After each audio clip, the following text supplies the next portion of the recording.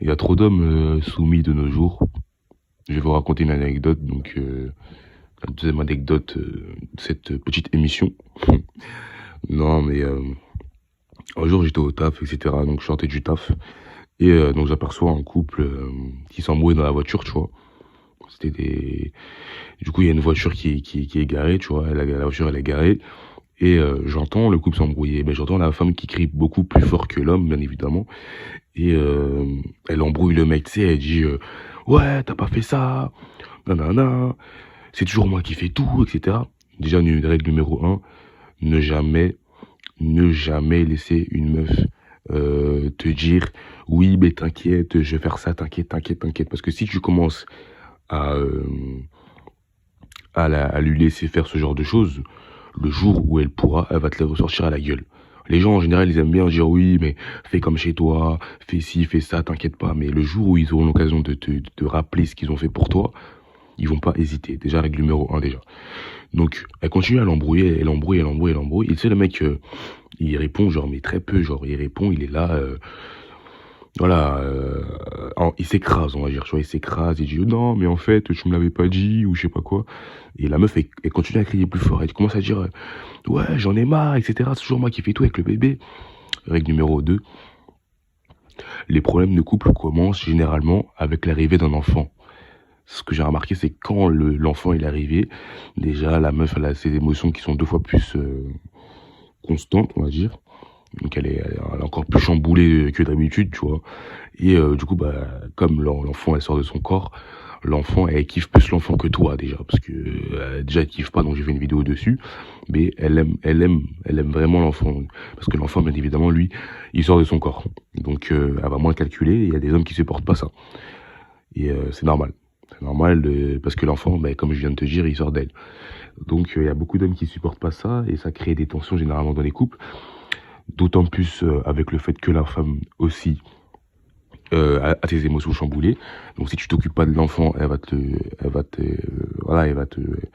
mettre plein la gueule, hein, directement, parce que l'enfant, il est extrêmement cher à ses yeux. Elle vit pour ça, donc elle vit pour son mariage, pour son enfant et pour sa maison. Donc l'enfant, il est complètement primordial dans sa vie. Bien évidemment, toi aussi, hein, je te dis pas que tu dois être un rat non plus, mais c'est très important pour elle.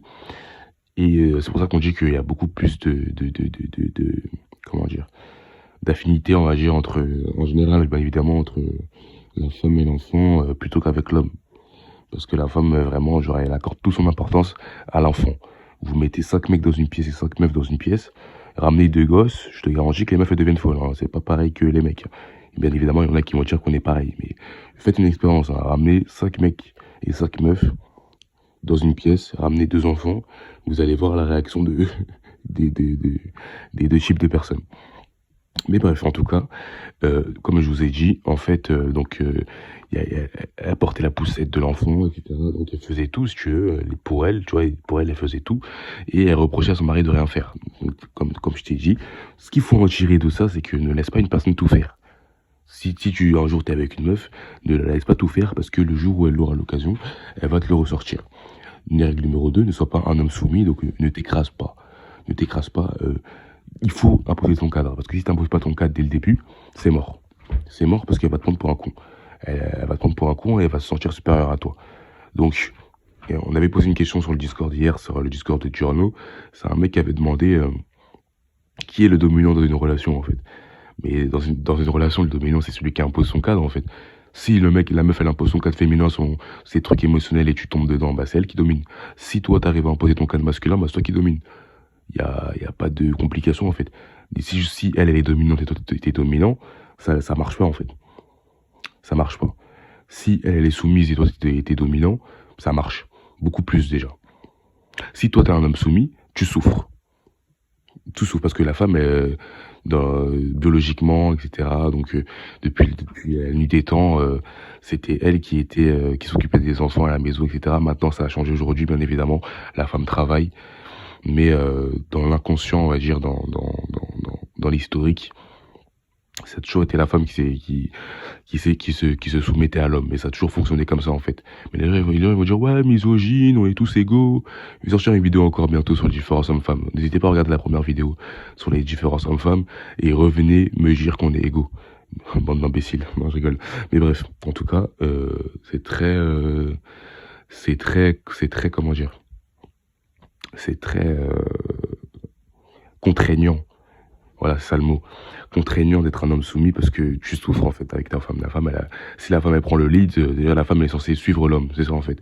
Donc si elle prend le lead, son émotionnel il va jouer contre toi.